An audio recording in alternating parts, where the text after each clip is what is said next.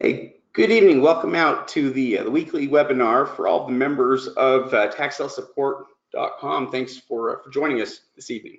Yeah, absolutely. We want to welcome any new members that we had. Welcome to Tax Sale Support and welcome to the weekly webinars. We try to hold these each week and cover different topics each week that we think will be beneficial to our members. Yeah, you're free to ask questions throughout the webinar here if you want. We're always happy to take them. And also, these are always recorded and available for replay later.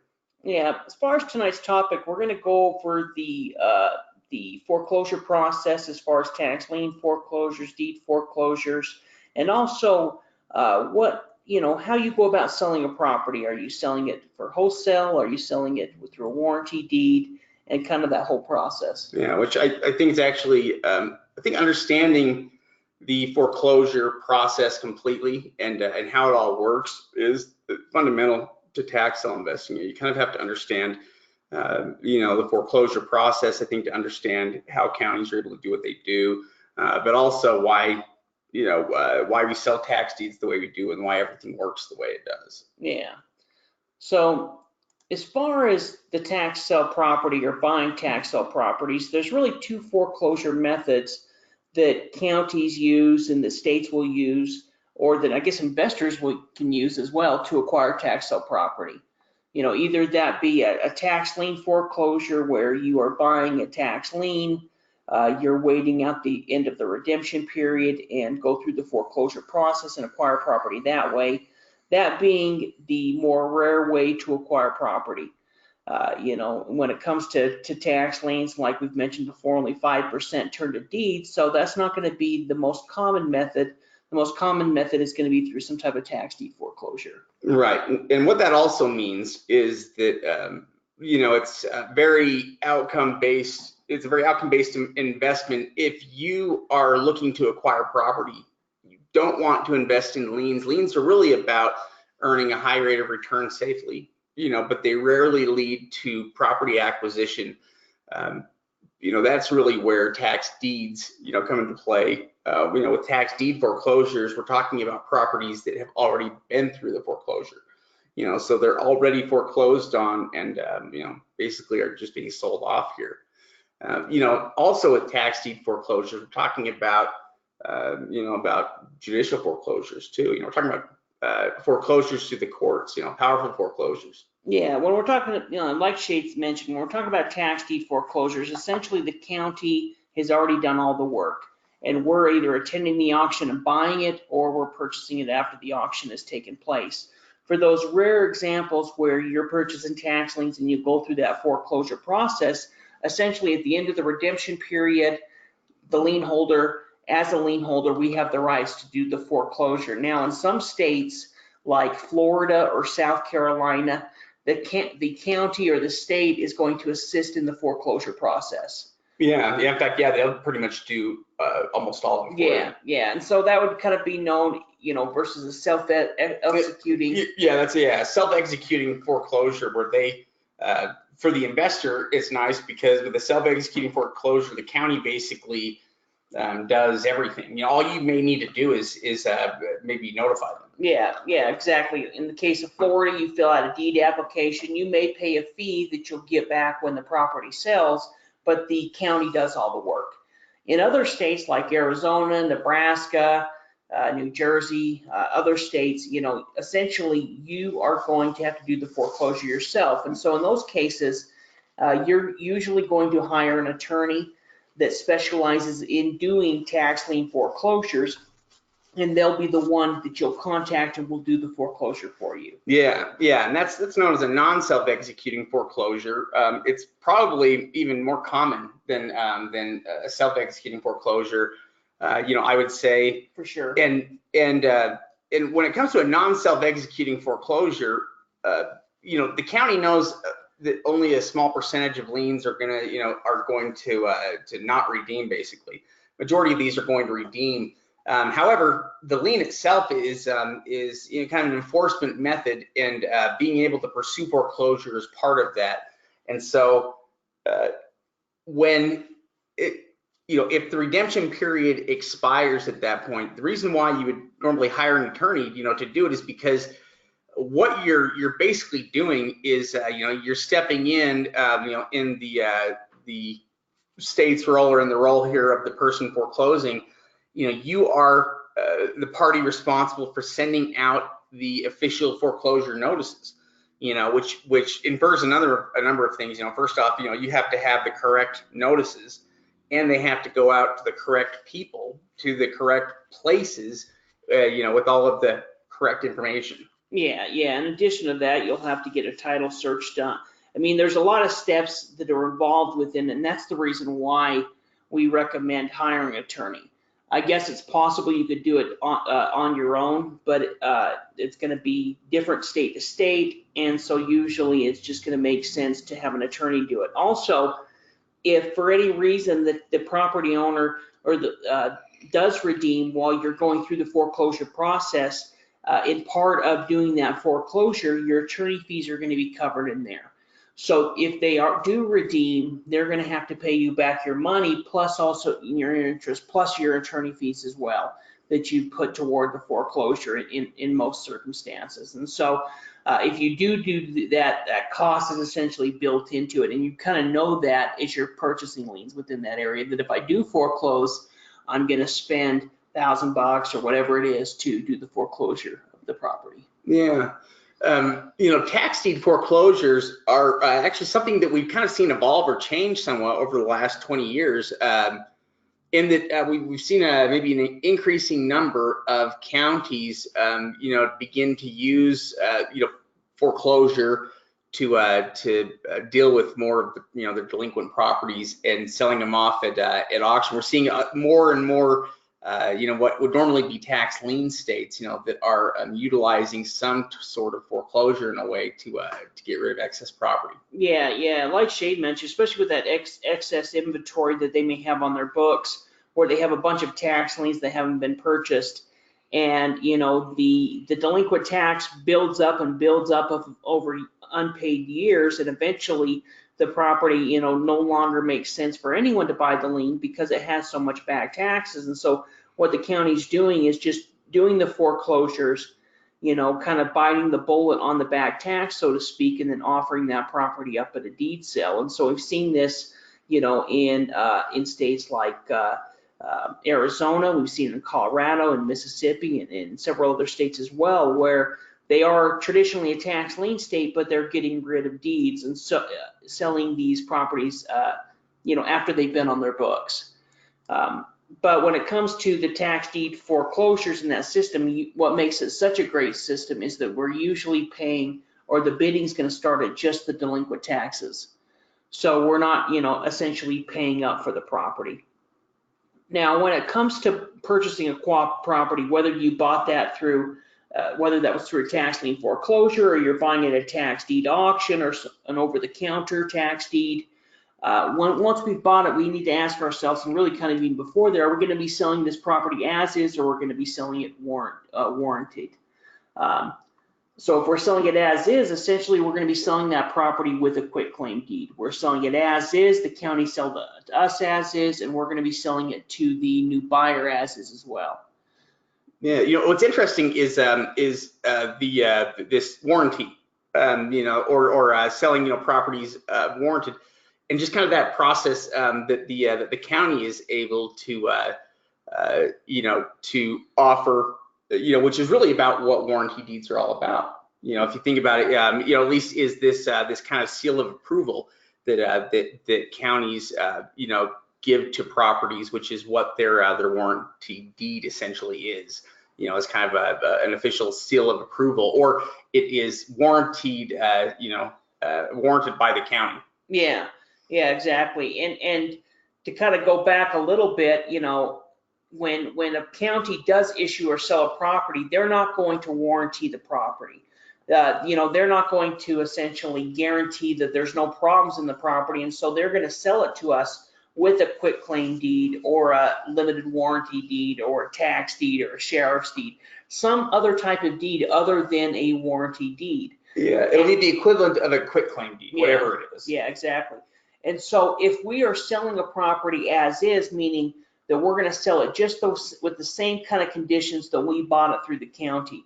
And so this is usually going to be used if we're selling it as is, or we're selling it wholesale is another word. We're selling it for, essentially we're selling it just the way we received it as is. And so it's usually going to be on cheaper property. Yeah, and also, with an as-is transaction, it's going to be done generally using a quitclaim deed or, equivalent thereof. And what you're conveying is your personal interest, that you have been conveyed. So you're basically conveying to the next person the same thing that you're conveyed. It's the easiest way to sell inexpensive property, I think, and it's also, you can always that property can always be warranted later. You can take it through the process to turn it, to get a warranty deed on it later on. Yeah, and really with our coaching students, we'll usually take them through the process of buying one of these cheaper type of properties and going through the process of transferring a deed using a quitclaim deed. And so when it comes to quitclaim deed, all states are going to allow transfer by quitclaim deed. So it's a pretty standard way to sell property as is.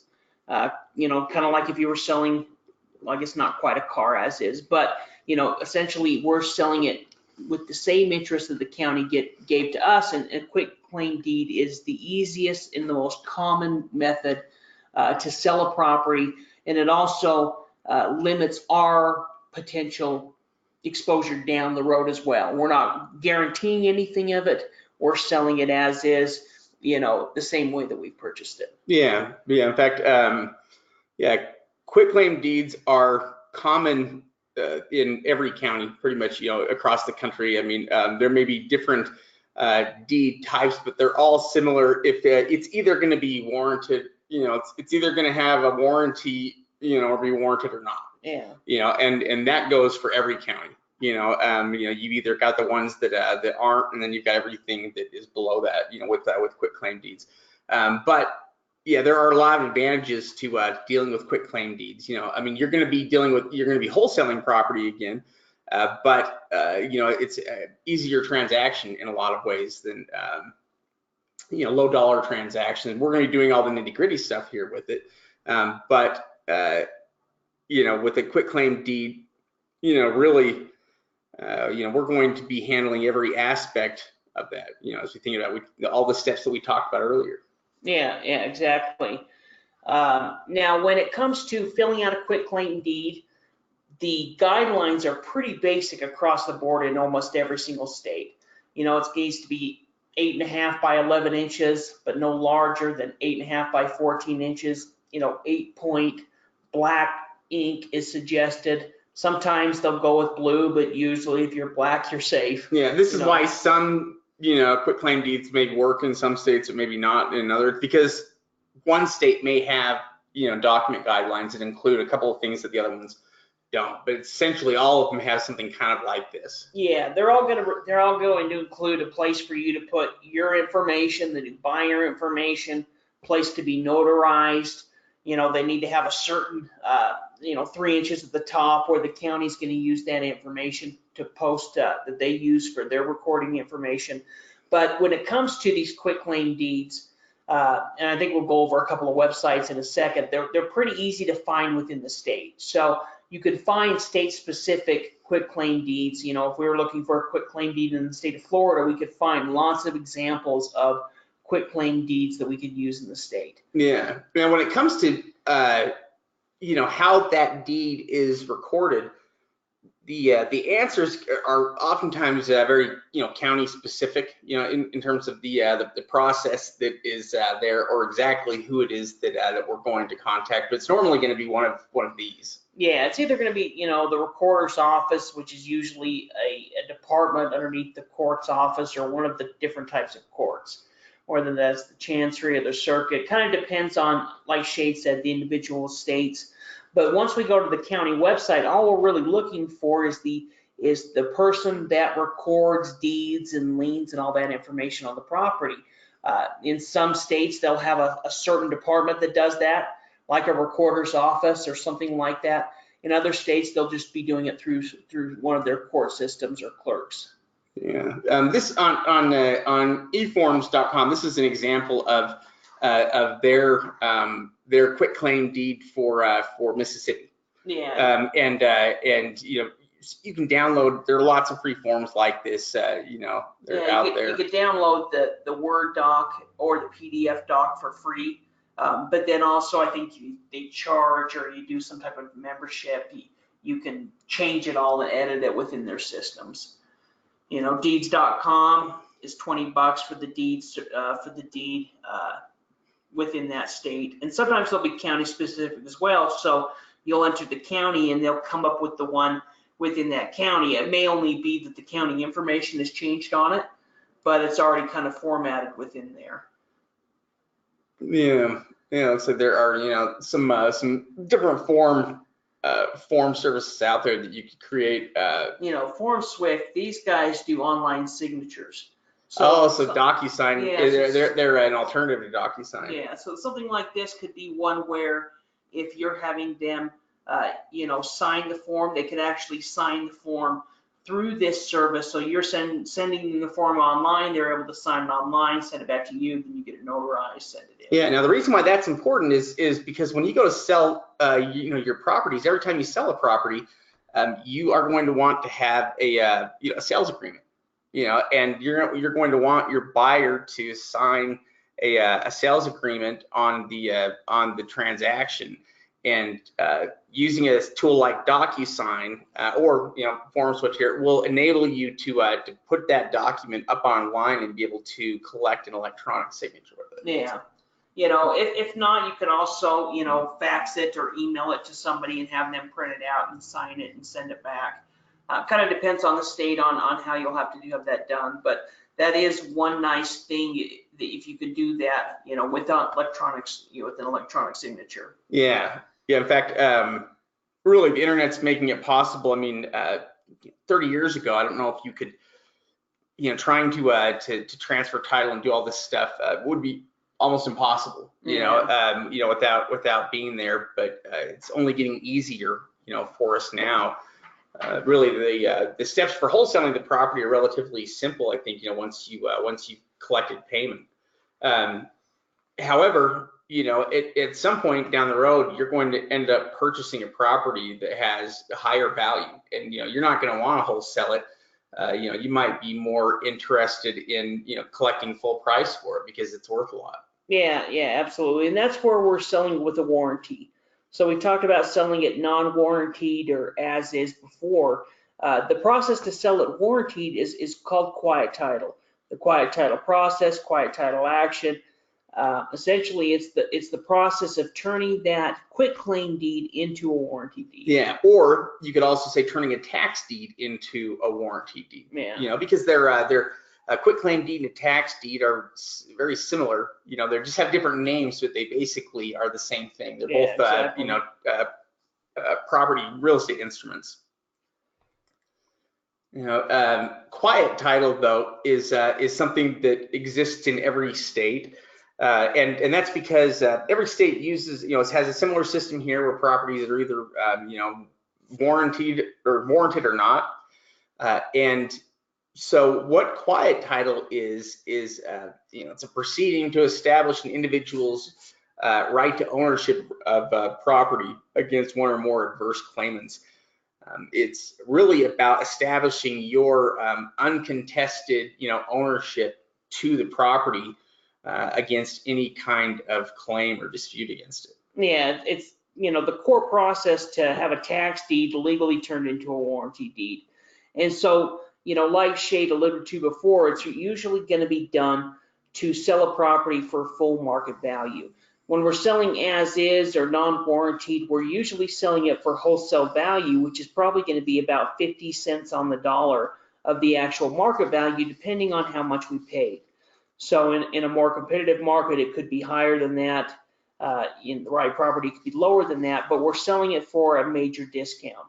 If we want to get full market value, if we're selling something like a home or a valuable piece of land, then it's going to make sense to spend the money and also the time to go through this quiet title process. Yeah. So what the quiet title action is going to enable us, to do in a lot of ways is to sell the property with financing, or I mean, not with financing, to sell the property to somebody that is bringing financing, when they go to purchase it, so in other words, they're going to pay full price and they need, they're financing it through this bank. We're basically going to be able to do all of that here with it. But the quiet title action itself, though, is actually it's a legal action. It's like a lawsuit. Yeah, exactly. Really the purpose of it is to eliminate all claims on the title.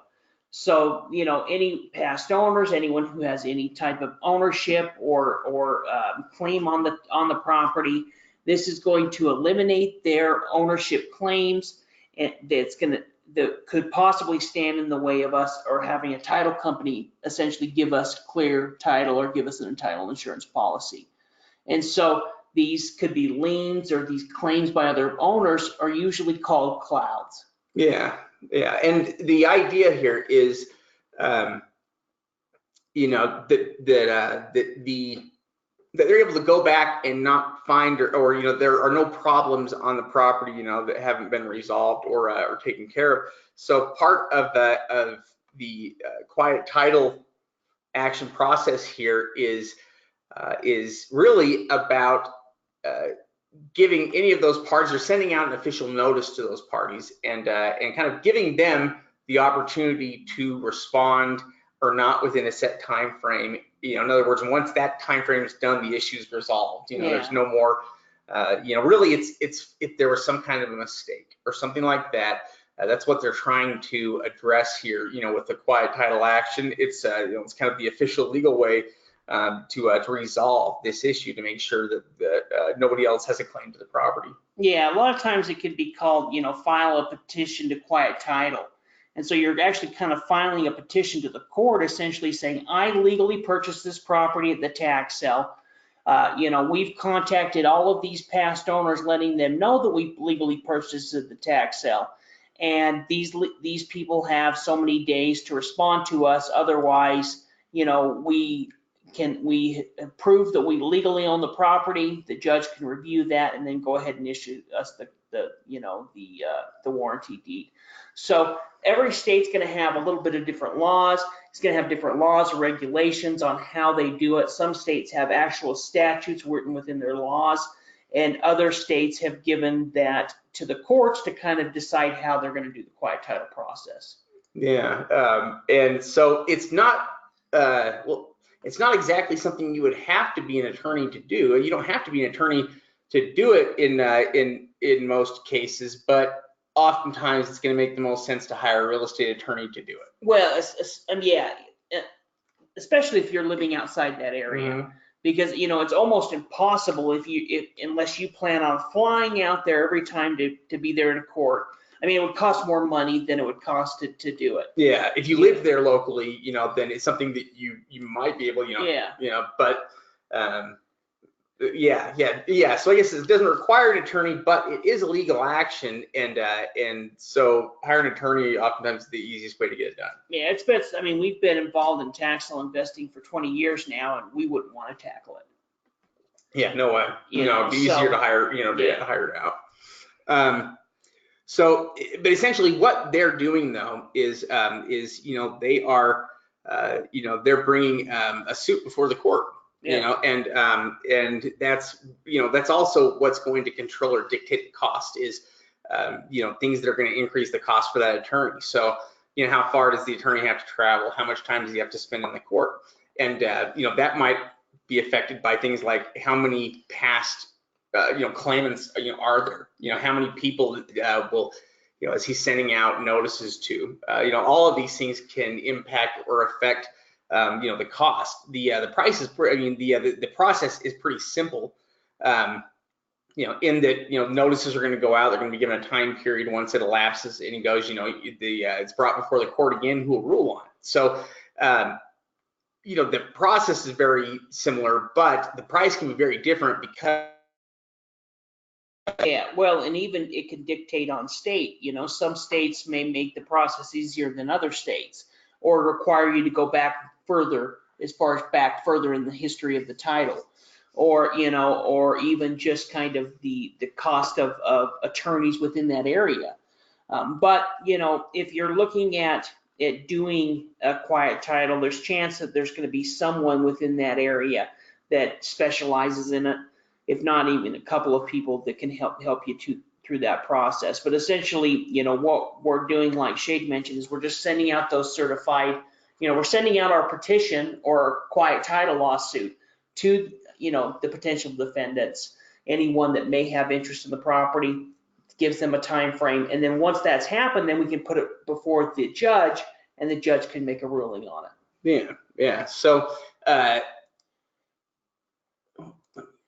the next one here. So there are, because it is a legal process we're going through, and it's all based on state law. Everything about it's very regulated. Including the way that notices are sent out. They have to be sent out through some kind of approvable service. So for instance, if you were sending these out, you'd send them out in the mail using certified. Certified mail. And I think that's how everything is with this process. But really, those petitions would have to go out to any of the parties that had an interest here. And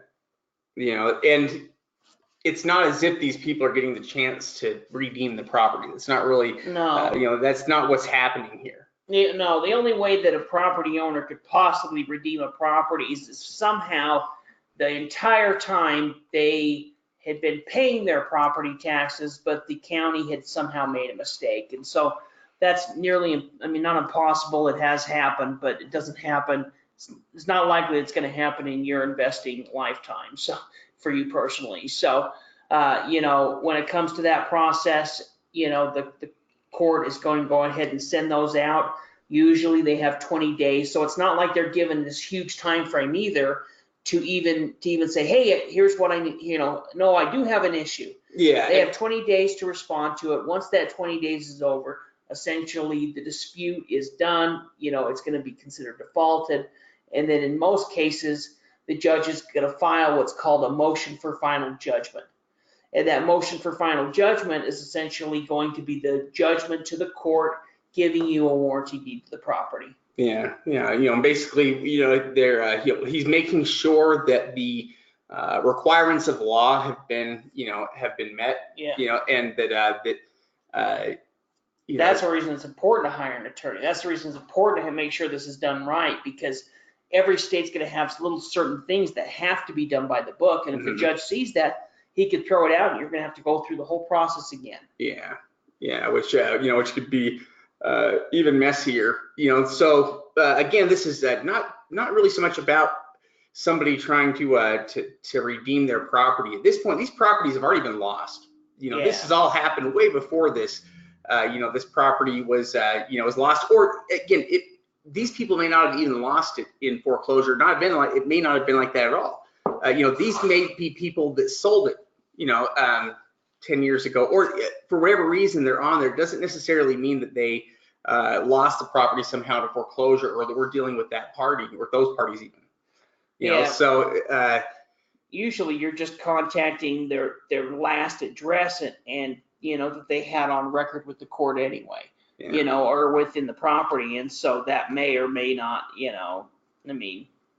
really it's that final process that the county has us go through to verify that there's nothing with this property, and that from now on there's a warranty deed, and that at that point we can get financing on it, we can get a title policy on it.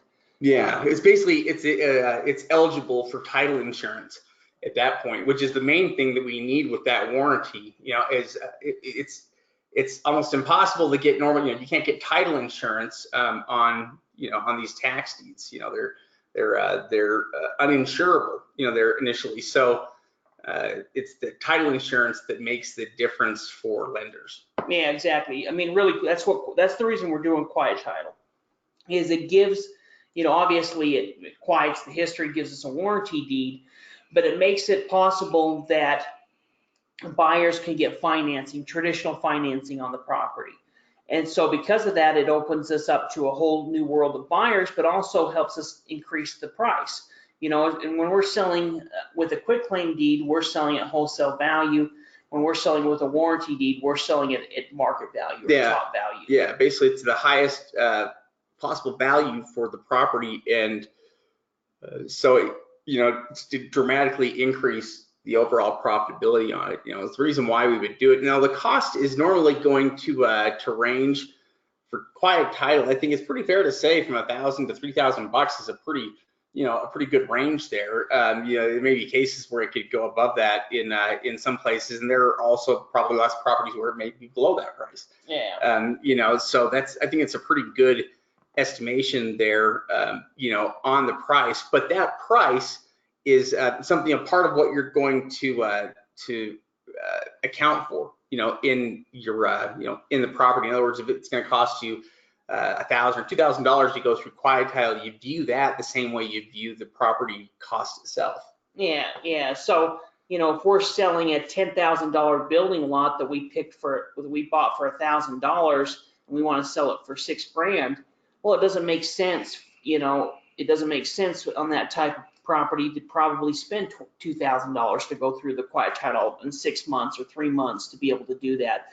It makes sense to just wholesale it, give that discount to the new buyer with a cash buyer. But if we, on the other hand, have a $100,000 property, and if we were going to wholesale it for $50,000 but spend an extra $2,000, we make an extra $50,000. Yeah, and it's totally worth it. And it makes sense. Yeah, in fact, it would be foolish not to pursue quiet title at that point, because within a few months and a couple $1,000, you could basically double your money. Yeah, exactly. Now, when it comes to quiet title and having quiet title done, there's kind of two different options or two different ways you can go. The first way is to just hire a local attorney there that specializes in quiet title and go through the entire quiet title process, where they're going to take you through all those steps that we outlined, and that you're going to go through the court process, and at the end of that, you're going to receive a warranty deed.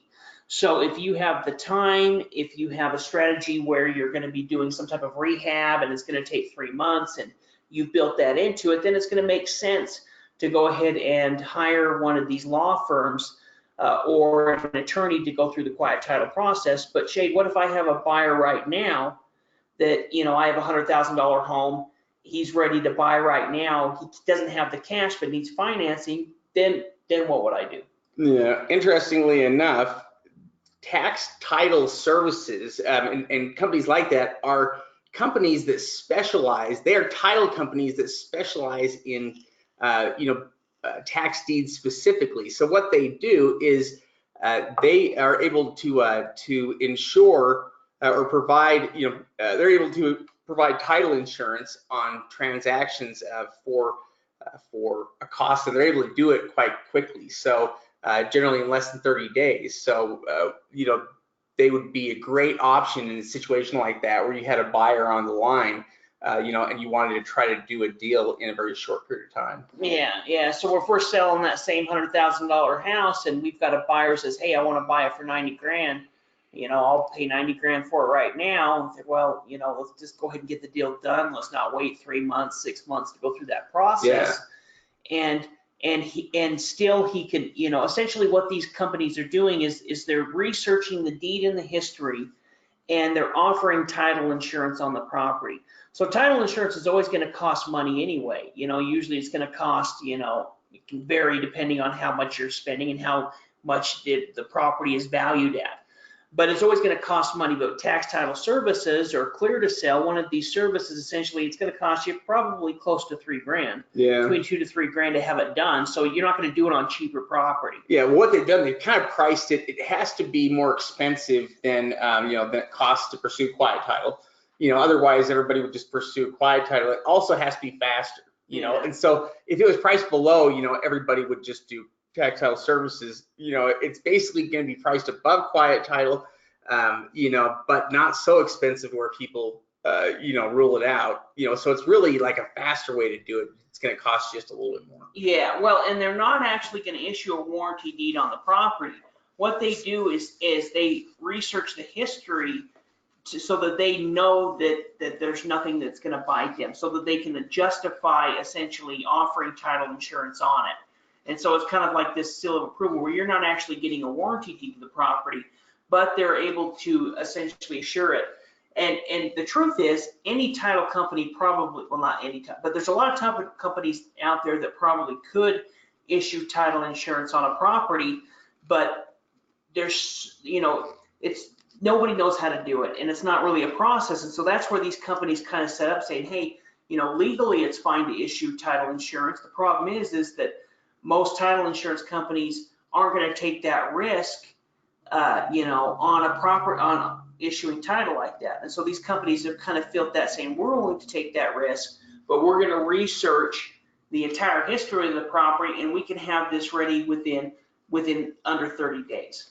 So you've got that buyer, they want to get financing, they're getting ownership of the property, they can get financing because they've essentially either one of these companies has researched the history and can issue title insurance. Yeah, in fact, as your working capital increases and you start buying bigger properties, something like tax title services, is a good thing to keep in mind, because it could become a viable option with nicer properties. If you found somebody that suddenly wanted to buy the property, through and needed to use some kind of financing, it's basically the one way that you can take a tax deed right out of the gate, and be able to sell it, with financing within 30 days. Yeah.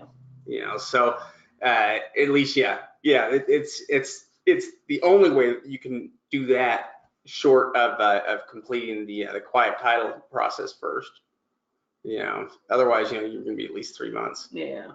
Now, let's take a look here.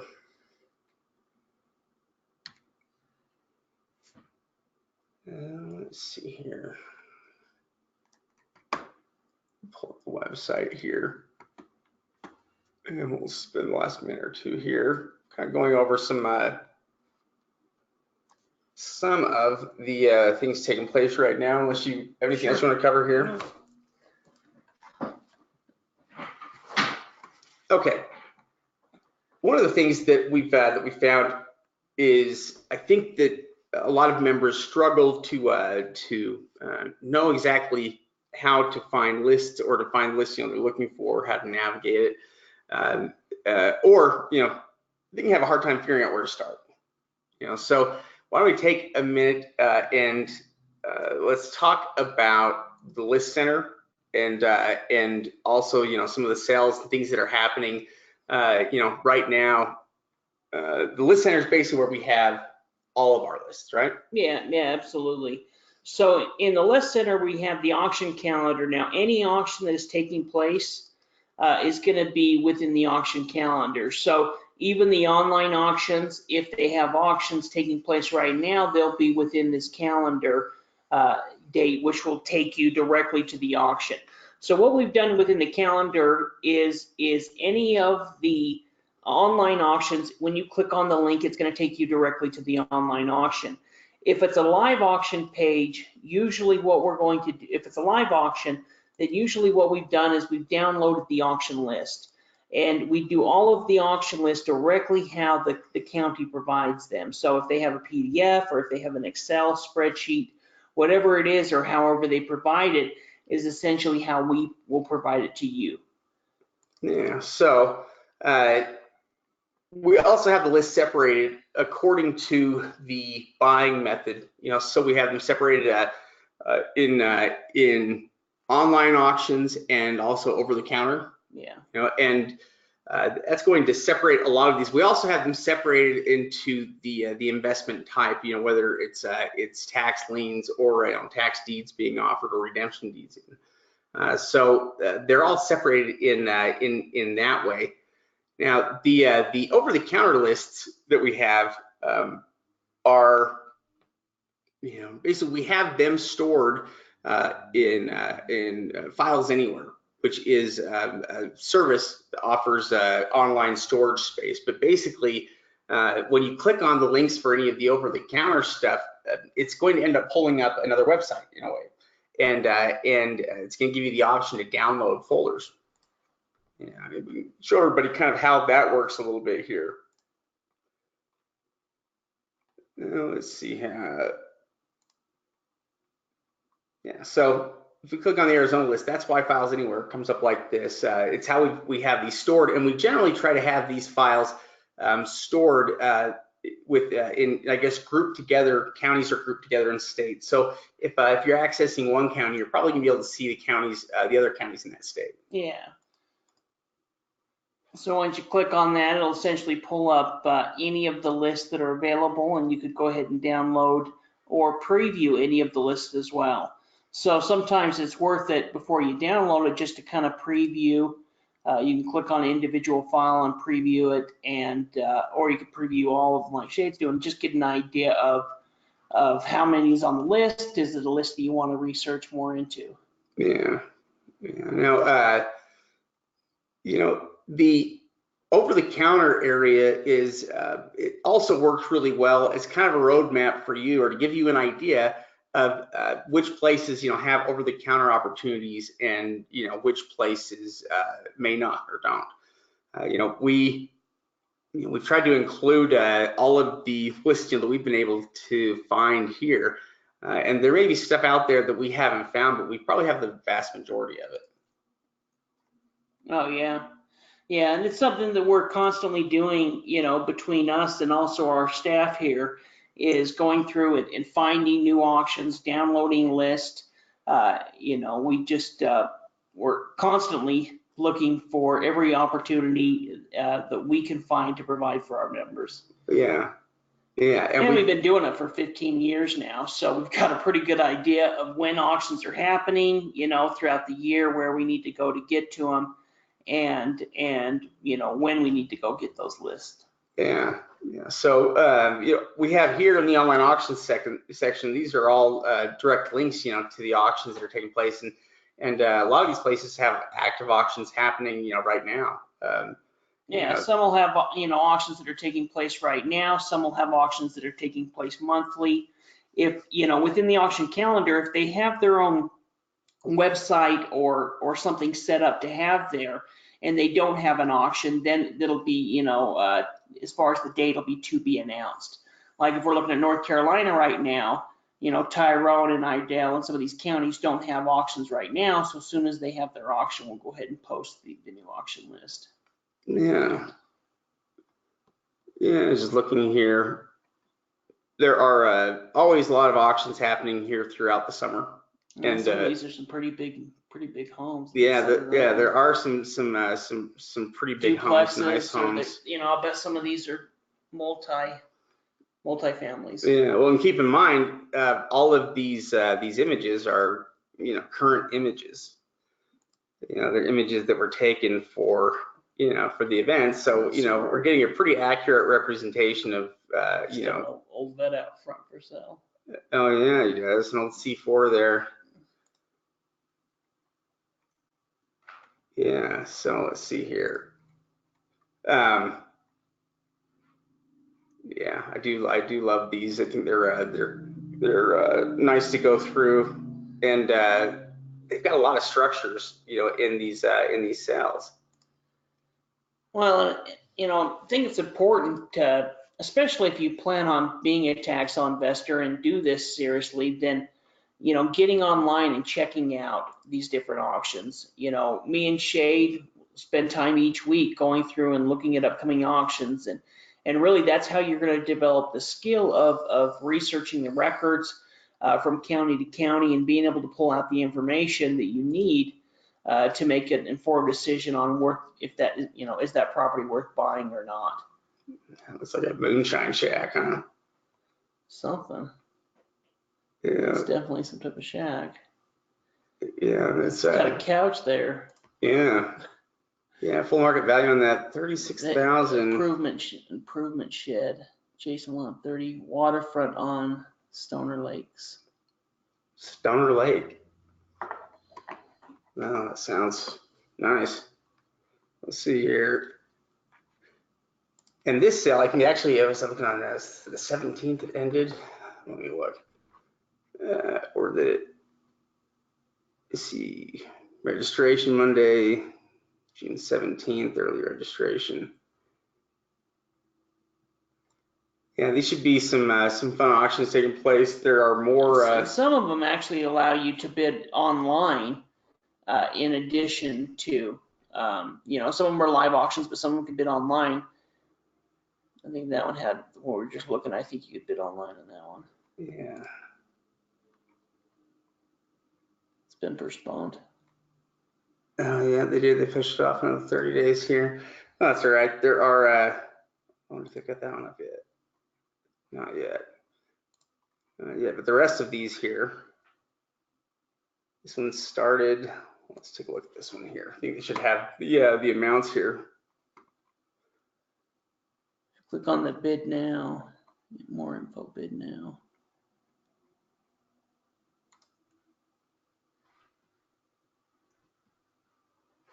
They have, oh, yeah, down there below, 35. There we go.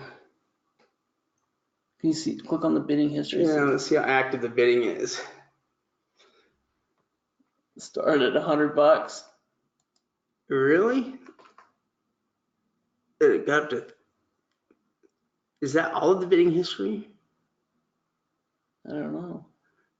Yeah, that's kind of interesting here. I wonder if you can't scroll down for some reason. I don't know, the full value on it looks like it's 212,000. You know, so they're estimating on this house, and so Looks like it's got more than one house on it. Click on the pictures. You know, even if you're looking at 35 on it, it's worth two, whatever. yeah, I'm just interested to see. That's something. Yeah, it's rough.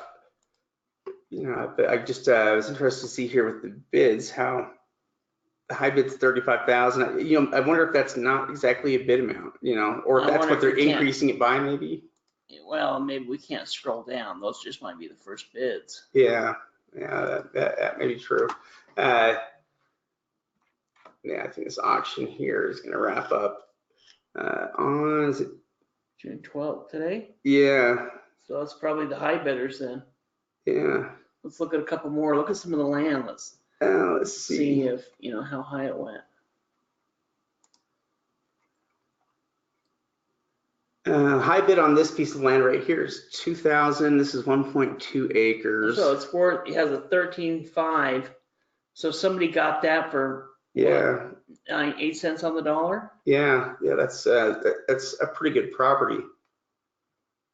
Usable, and you know, has good value. You know, they didn't pay that much. They paid less than 10 cents on the dollar for it, which is 1.2 acres. Yeah, you know, it's really not too bad. Let's see about this one.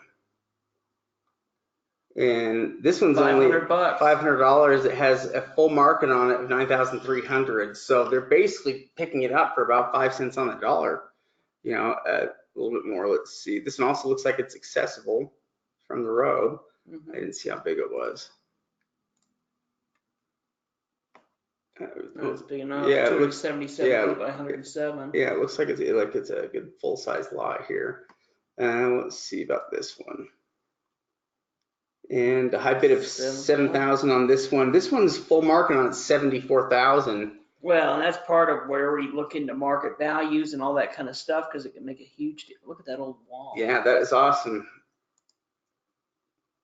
And it's a pretty big chunk of land. I mean, you can see that they have this set up as a cul-de-sac, and it's basically this entire left-hand portion. I wonder if that is the old wall right there, kind of going across the property right there. Yeah, that could be what we're looking at. You know, I wonder if it was like some like an old fort or something, or if that was the old landscaping to level this area out. Or it does kind of look old. It doesn't look new. But that's interesting. It's 5 acres. Yeah, 5 acres. 5 acres of land. And it's only at 7,000. You know, so if it sells even just at what they're estimating at, it'll be under 10 cents, you know, on the dollar. And I'll bet that it's worth quite a bit more than 74,000. Yeah, I wouldn't be surprised if it's worth every, you know. Yeah, I wouldn't be surprised if it was worth 100,000, you know. But yeah, 7,000 for, that's obviously very usable, you know, nice. Let's see, on this one, 40,000. 40,000. Now this one is It's only worth 16. Now, bizarre. well, this all comes into somebody knowing, I'll guarantee this is a local investor that probably, well, you know, that's Let's big. see. Yeah, it is pretty big. It's God, it touches a lot of properties. You know, I mean, if you look at it, you know, the way that You've got at least road access from here, yeah, the very bottom, multiple places, and then right there.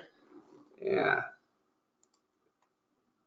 56 acres. Yeah, 56 acres of land here. I'm sure the value's low because of what it's zoned right now. This would be a property, if somebody was to buy it, you're gonna rezone it into residential. Yeah, or it something would like be a that. really good candidate for a rezoning, wouldn't it? Yeah.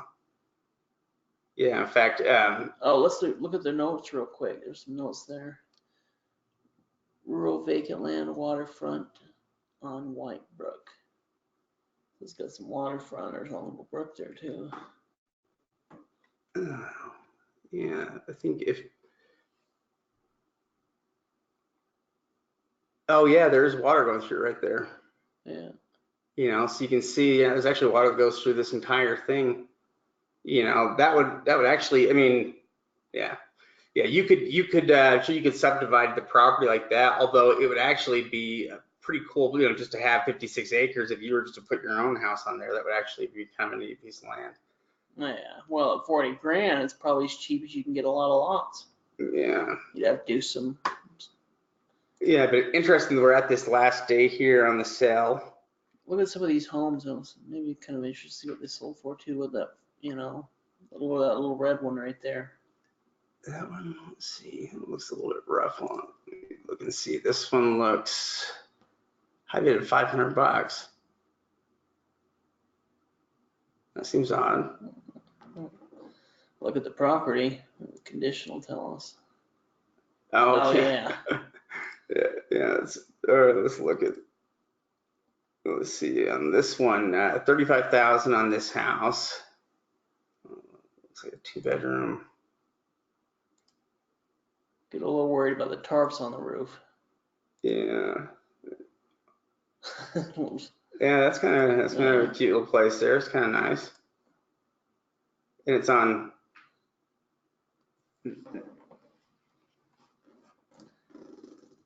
Yeah, that's not bad. So it says 110. So it's, yeah, you know, 30 cents on the dollar maybe. Try the red one. I'm interested now. $1,100. Look at the pictures of it. I just want to look at it because it looks just like a little seasoned cottage. Oh, the roof's pretty bad. Oh yeah. Let's see here. Yeah. A little bit bowed there. Yeah. Yeah, it almost looks like kind of like vacation cottage area, you know, or cabin area or something like that. A little bit out of the way here, maybe. Now that one has, I don't know if that van runs or not. I need to see here. $3,500 is the amount here, and the full market on it's $20,300. It's a 1-story cottage style, built in 1930. $3,500. Well, even looking at through some of these photos will give, you know, at least some of our students an idea of why we like land. Yeah. You know, you can see some of the work that needs to be done, and even these are current photos. This is way better than you're going to get in most situations. Yeah. You know, I mean, well, unless you're going to send somebody out there to do it, which is what I'd recommend anyway. But yeah, well, you can see just how much it complicates, you know, the investment process. Yeah, $200. This full market on it is but if the size is there, then I don't care about the assessed value. Yeah, still $4 grand. It is, yeah. 100 by 75. Yeah, with street access. And yeah, that's cheap. You know, in fact, $200, it is really cheap. You know, it just goes to show too that you don't have to just submit like minimum offers or, you know, something like that in order to try to get, you know, property for a really good deal. You can get sometimes good deals, you know, that can end up even at an auction. You know, you're going to have to, you know, you're going to have to pay some additional fees. So it's not, you're not going to pay $200 out the door on it. There's probably going to be maybe $300 in fees with the auction.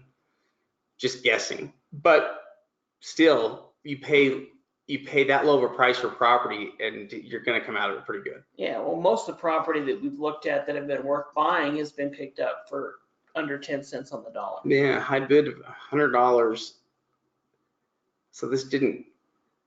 That was adjacent to lot 27, so it's possible. I mean, yeah, they only have $2,600 value, but you do a little bit of research in there, and let's say the market value is closer to $5,000, you're only paying $100. Yeah.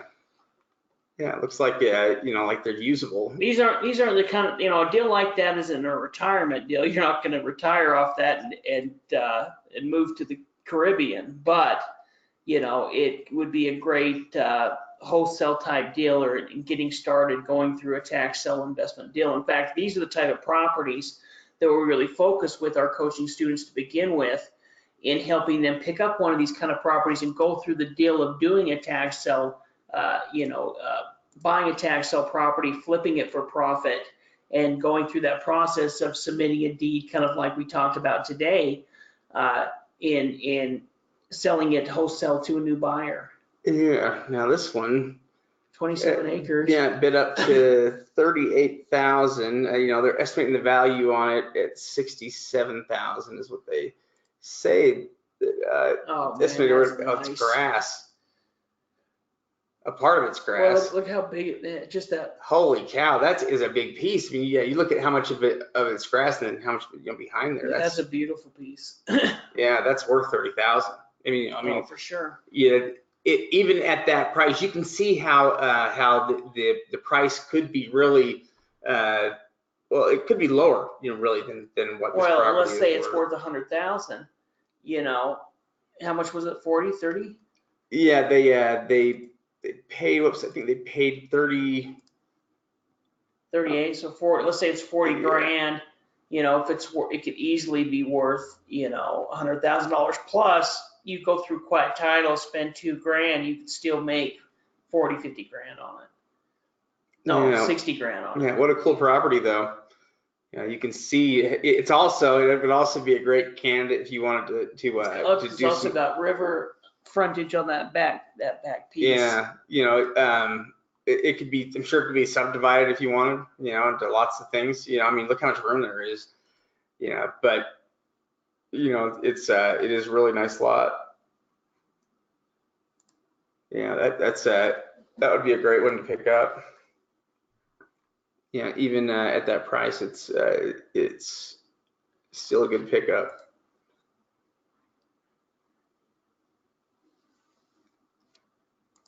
Yeah, that one. Let's see. High bid of 7,000 on this. Full value on it is 28,000. This is about 5 acres of land. Nice roadside access. Ooh, that's a nice piece too. Yeah. That's about 5 acres of land here that's accessible here from the side, and goes back here deep.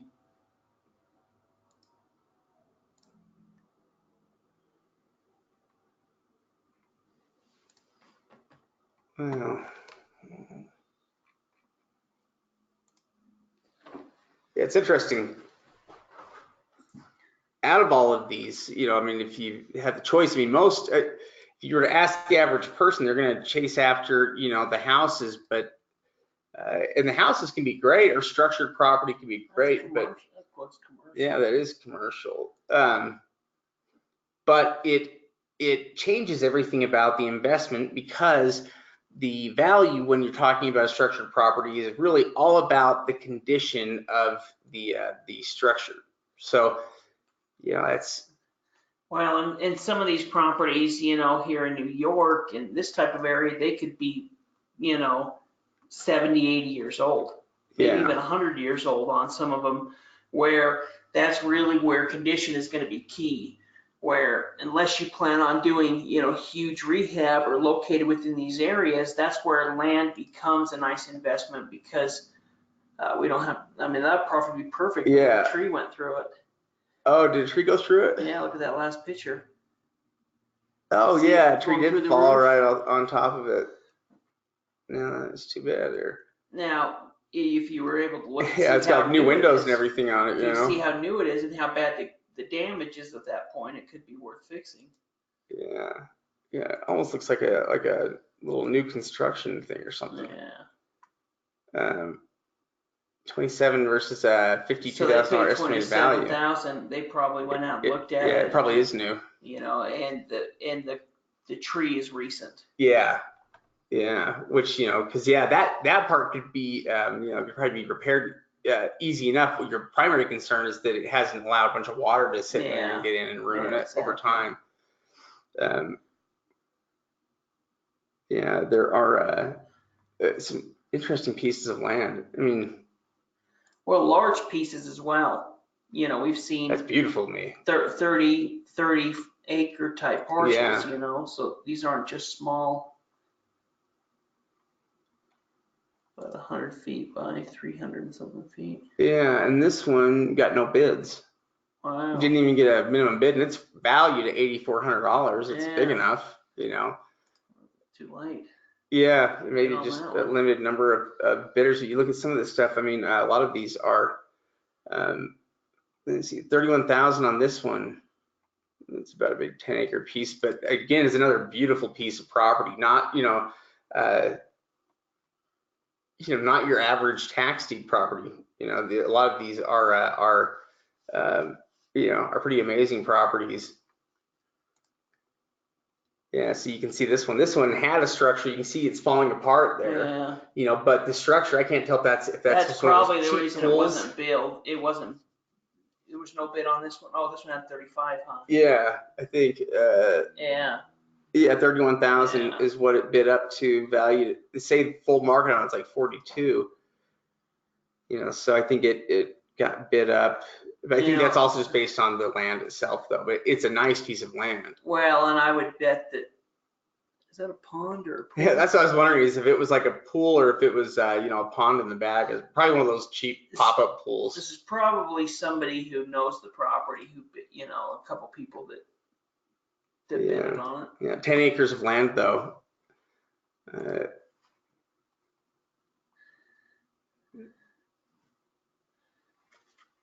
Yeah, a lot of these look pretty. Let's see this one here. Well, I did a 45,000.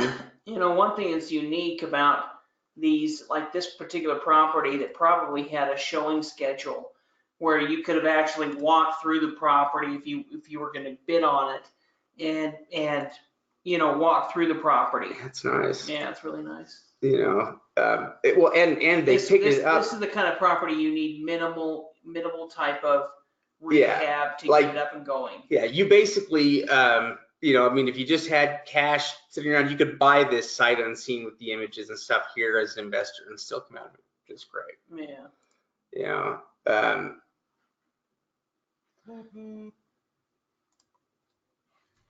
Yeah, that is, that is nice. And there are, lots of properties on the list, that could work like that, whether it's the land, or whether it's, your average. That one just looks like your average brick rambler. Yeah, this one it sold for 45,000 here, or that's how much it's at right now. 140. It's sitting on 1 acre and valued at 140. Yeah, valued at 140. So a potential $100,000 in profit. Yeah. Well, the roof's not too bad. No.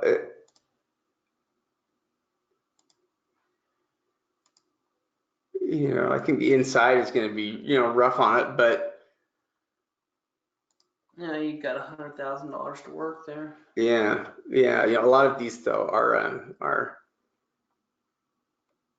really interesting properties. I'd be interested to see what happens. A lot of these big pieces too. There are a tremendous opportunity with these, with big chunks of land. That one looks like it actually includes part of a little pond or something here.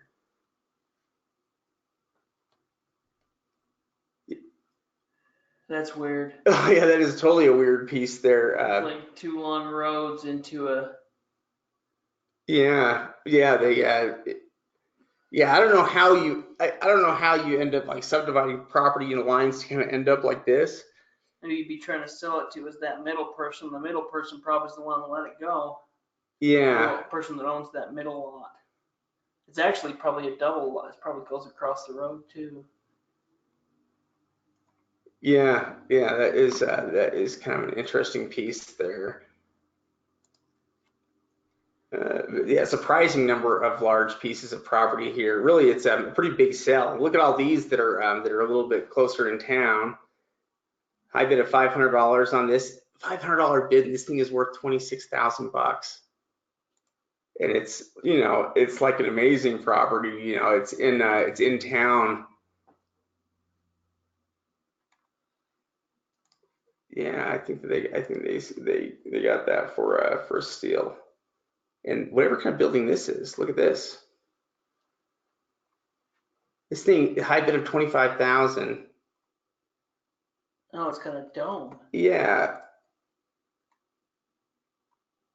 Some type of Masonic building or government building. yeah, it could have been. If that's a personal house, that's crazy. There's a dome on a personal home.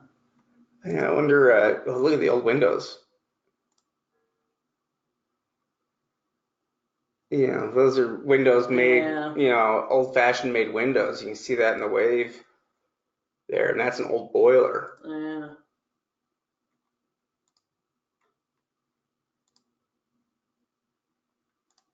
That's kind of interesting. Look at that house. Yeah.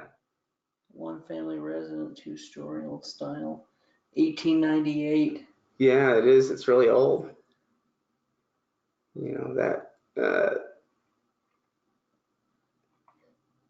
Yeah, a lot of neat stuff that comes up here at these sales, and yeah, I think all this stuff is pretty interesting to look at. Wow, the house looks so red, huh? You know, it looks pretty nice. You know, they had it boarded off there. It looks like maybe some damage right there from something. Could be, yeah. Yeah. But you know, generally speaking, though, that's high bid 17,500, and they're estimating the value on that one 45,000. You know, right now. Yeah, there's good stuff here, good opportunities. Still, so there's going to be a lot of really good deals come out of this. It'll be fun to you know look at it here and you know everything's said and done and to see you know how it turned out. I think it's over now. Yeah, it probably is over. I'm sure those prices are probably exactly the final bids. So, well, you know, checking the results of the past auction actually is a really good way to get a feel for what's going to happen you know at other online auctions or to figure out you know where you want to participate in a future sale you know the next time they hold their auction. And so you know we like doing it too to see what kinds of opportunities are and how much bidders are paying. You know, whether you see prices going for high amounts or whether you see a lot of stuff going with no bids at all of them are indications of what's happening at the actual auction itself. So I think that's pretty much all we've got for tonight. You guys have a great week. Please let us know if there's anything we can do to help you. Thank you guys and have a great week.